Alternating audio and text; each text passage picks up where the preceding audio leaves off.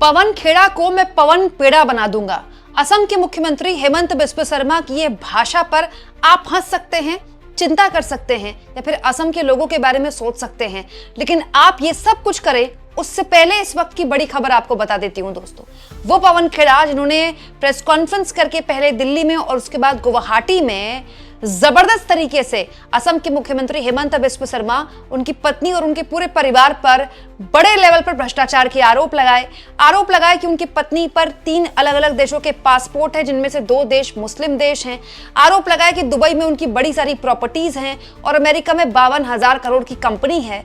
उन पवन खेड़ा को लेकर हेमंत बिस्वा शर्मा की पुलिस ने बड़ा एक्शन ले लिया है। इस वक्त की बड़ी खबर आपको बता रही हूं दोस्तों। पवन खेड़ा के घर में असम पुलिस पहुंची है। असम पुलिस ने पवन खेड़ा के घर में छापा मारा है दोस्तों। अब तक जो जानकारी है कि पवन खेड़ा के दिल्ली के घर में छापा मारा गया है दोस्तों। हुआ ये कि पवन खेड़ा ने जब प्रेस कॉन्फ्रेंस में हेमंत बिस्वा शर्मा और उनकी पत्नी रिंकी भुइयां शर्मा पर बेहद गंभीर आरोप लगाए करप्शन के, तो उनकी पत्नी द्वारा असम पुलिस में शिकायत दर्ज कराई गई थी। उसी के आधार पर पवन खेड़ा के घर पर छापा मारा गया है। दिलचस्प ये है दोस्तों कि आज 7 तारीख है। आज शाम 5 बजे के बाद चुनाव का शोर थम जाएगा असम में। कल का एक कूलिंग ऑफ पीरियड है, 9 तारीख को वोटिंग है, मतलब परसों जो है असम में वोटिंग है और ये बहुत ही इंपॉर्टेंट, बहुत बड़ी वोटिंग है। लेकिन उससे पहले ही उस व्यक्ति के घर में छापा मारा गया है जिस व्यक्ति ने हेमंत बिस्वा शर्मा के ऊपर बेहद गंभीर आरोप लगाए थे, उनके पूरे परिवार को लपेटे में लिया था दोस्तों। पत्रकार अजय झा, जो कि कांग्रेस पार्टी कवर कर रहे हैं पिछले काफी सालों से, उनके द्वारा यह खबर रिपोर्ट की गई है कि पवन खेड़ा के निजी स्टाफ का फोन भी जब्त कर लिया गया है। फिलहाल पवन खेड़ा घर पर नहीं है क्योंकि पवन खेड़ा शायद गुवाहाटी में है, क्योंकि कल भी वो गुवाहाटी में प्रेस कॉन्फ्रेंस कर रहे थे। अब वो गुवाहाटी में है या दिल्ली में है कहीं और, तो आने वाला वक्त बताएगा। लेकिन पवन खेड़ा को लेकर पहले ही हेमंत बिस्वा शर्मा कल ही एक तरह से वार्निंग दे चुके थे कि राहुल गांधी भी पागल हैं और पवन खेड़ा भी पागल है और पवन खेड़ा का तो मैं पेड़ा बनाऊंगा।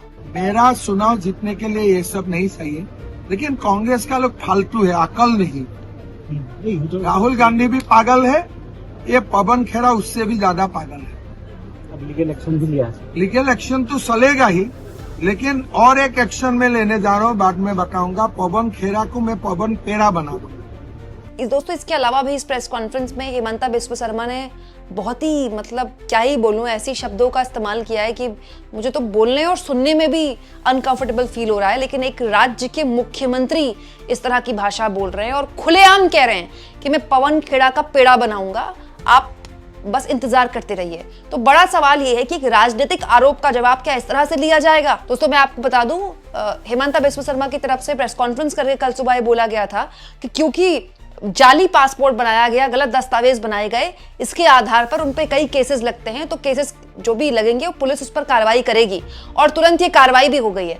लेकिन ये पूरा का पूरा मामला जो प्रेस कॉन्फ्रेंस करके पवन खेड़ा ने उठाया था, वो अपने आप में असम में चुनाव का मुद्दा बनाने के लिए, चुनाव में मेन मुद्दा बनाने के लिए उठाया था, जिसको तुरंत हेमंत बिस्वा शर्मा ने प्रेस कॉन्फ्रेंस करके न केवल काउंटर करने की कोशिश की, बल्कि इस एक्शन के जरिए दरअसल शर्मा अपनी ताकत दिखा रहे हैं कि वो क्या कर सकते हैं। यहां मैं आपको बता दूं, केवल पवन खेड़ा नहीं, पूरी की पूरी जो कांग्रेस पार्टी है वो शर्मा को टारगेट कर रही है, क्योंकि वो सोची समझी रणनीति के तहत ऐसा कर रही है।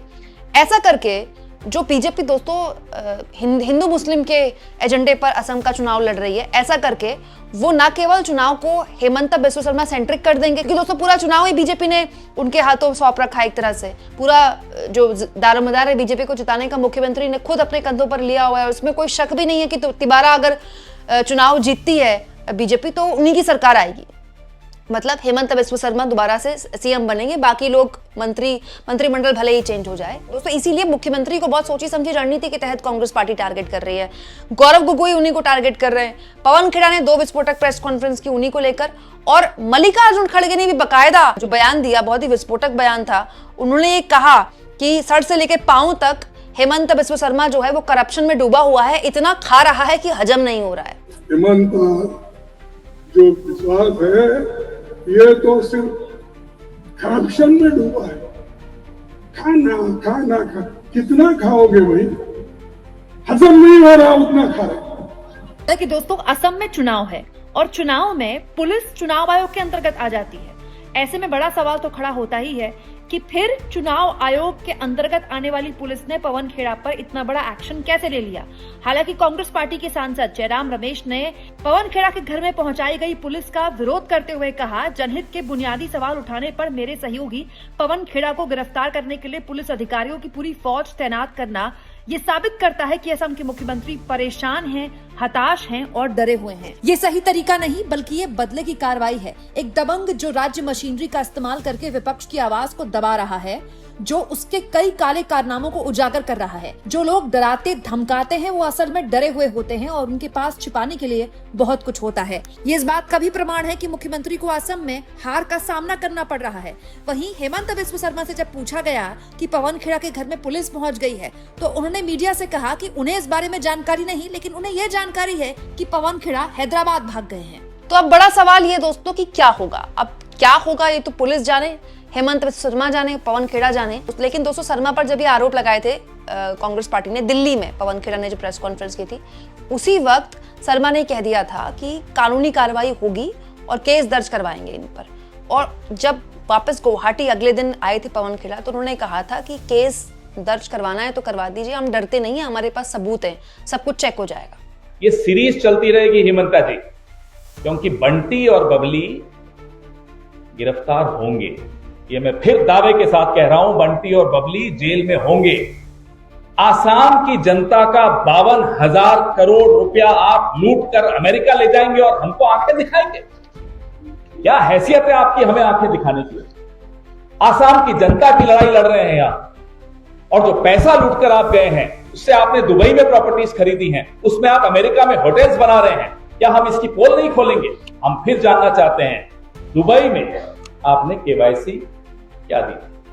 ये मैं किसी कारण से बार बार केवाईसी पूछ रहा हूं, आपको आने वाले दिनों में बहुत कुछ मालूम होगा कि मैं क्यों पूछ रहा हूं केवाईसी। दुबई में आपने केवाईसी क्या दी थी, और जो गोल्डन वीजा आपको मिला यूएई का, उसमें आपने केवाईसी क्या लगाई? सार्वजनिक करिए, 24 घंटे में करिए, 48 घंटे में करिए, दिन बता दीजिए कब करेंगे, फिर हम उसका भी जवाब देंगे आप।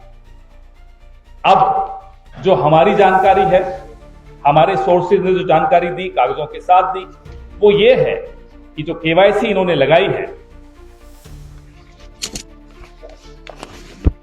अब वो केवाईसी इन्होंने खुद बनाई, सरकारी है, ये भी जवाब वही देंगे, हम तो नहीं देंगे। ये इजिप्ट का एक पासपोर्ट,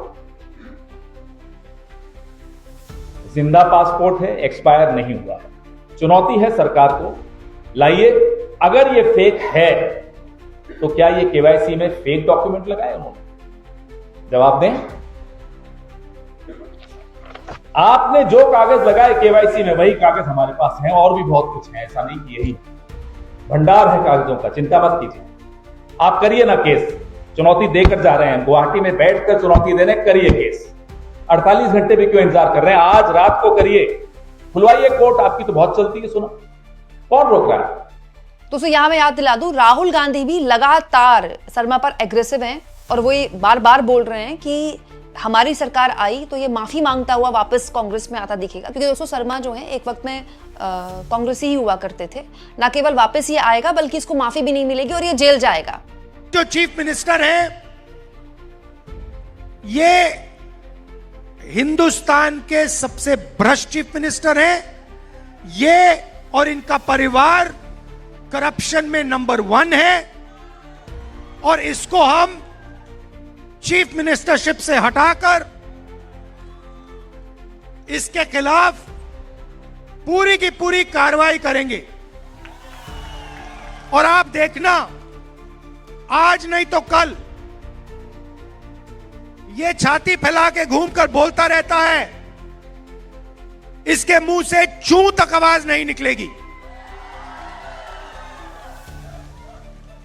ये होगा, लिख के ले लो। अब दोस्तों आज चुनाव का प्रचार खत्म हो जाएगा, परसों वोटिंग है, उसके बाद नतीजे जो होंगे वो तो खैर ईवीएम में कैद हो जाएंगे। लेकिन उससे पहले ही इस पूरे मामले को इस एक्शन के जरिए काउंटर करने की कोशिश शर्मा कर रहे हैं, ये दिखाते हुए कि देखिए हम सही हैं, इसीलिए हमारी पुलिस ऐसे एक्शन ले रही है। हालांकि ये जो पूरा विस्फोटक खुलासा किया गया है कथित तौर पर कांग्रेस द्वारा, इसका आधार ही यही है, इसको किया ही इसलिए गया है ठीक चुनाव से पहले कि जो स्विंग वोटर होता है ना, जो फर्स्ट टाइम वोटर होता है, जो नया वोटर होता है, जो सोशल मीडिया में काफी एक्टिव है, जो अभी तय नहीं कर पाता है कि इधर वोट देना है कि उधर वोट देना है, बदलाव को वोट देना है कि या फिर सरकार रिपीट करनी है, ये उस वोटर को प्रभावित करने के लिए एक्चुअली में दिया जाता है। और ये पहली बार नहीं है, लगातार पिछले कई महीनों से गौरव गोगोई शर्मा पर करप्शन के आरोप लगा रहे हैं। ये उसी की एक श्रेणी थी जो पवन खेड़ा ने ठीक चुनाव से पहले प्रेस कॉन्फ्रेंस में जारी की और अब उनके घर पुलिस पहुंच गई है। आप इस मुद्दे को किस तरह से लेते हैं दोस्तों, कमेंट बॉक्स में जरूर लिखें और जितना हो सके चैनल को शेयर भी करें और सब्सक्राइब भी।